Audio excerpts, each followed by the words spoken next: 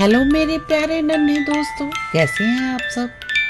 आज हम कृष्ण देव राय और तेनालीराम की कहानी सुनेंगे। कहानी का शीर्षक है जनता की अदालत। एक दिन राजा कृष्णदेव राय शिकार के लिए गए।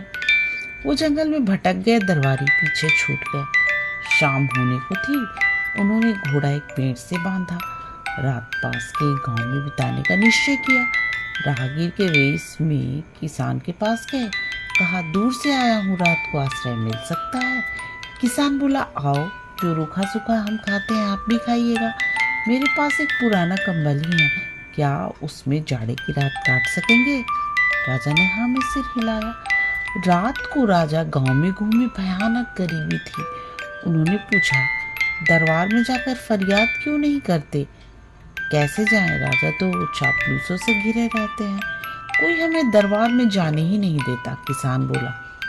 सुबह राजधानी लौटते ही राजा ने मंत्री और दूसरे अधिकारियों को बुलाया और कहा, हमें पता चला है कि हमारे राज्य के गांवों की हालत ठीक नहीं है। तुम गांवों की भलाई के काम करने के लिए खजाने से काफी रुपया ले चुके हो, क्या हुआ उसका। मंत्री बोला, महाराज, सारा रुपया गांव की भलाई में खर्च हुआ है। आपसे किसी ने गलत कहा। मंत्री के जाने के बाद उन्होंने तेनालीराम को बुलवा भेजा। कल की पूरी घटना कह सुनाई। तेनालीराम ने कहा, महाराज, प्रजा दरबार में नहीं आएगी, अब आपको ही उनके दरबार में जाना चाहिए। उनके साथ जो अन्याय हुआ है उसका फैसला उन्हीं के बीच जाकर कीजिए। अगले दिन राजा ने दरबार में घोषणा की, कल से हम गांव-गांव में जाएंगे, ये देखने के लिए कि प्रजा किस हाल में जी रही है। सुनकर मंत्री बोला, महाराज, लोग खुशहाल हैं, आप चिंता ना करें, जाड़े में बेकार परेशान होंगे। तेनालीराम बोले, मंत्री जी से ज्यादा प्रजा का भला चाहने वाला और कौन होगा। ये जो कह रहे हैं ठीक ही होगा, मगर आप भी तो प्रजा की खुशहाली देखिए।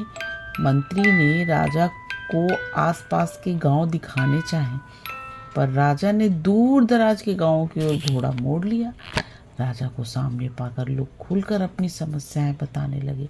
मंत्री के कारनामे का सारा भेद खुल चुका था। वो सिर झुकाए खड़ा था।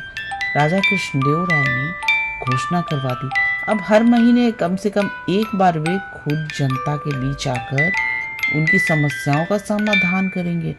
ये सुनना था कि मंत्री पतली गली से धीरे से निकल गए। बच्चों, आपको आज की कहानी कैसी लगी? अगर अच्छी लगी तो प्लीज़ मेरे चैनल को सब्सक्राइब कीजिए और मेरे प्यारे नन्हे दोस्तों, आप आराम से सो जाइए और सपनों की दुनिया में खो जाइए। गुड नाइट मेरे प्यारे नन्हे दोस्तों, गुड नाइट।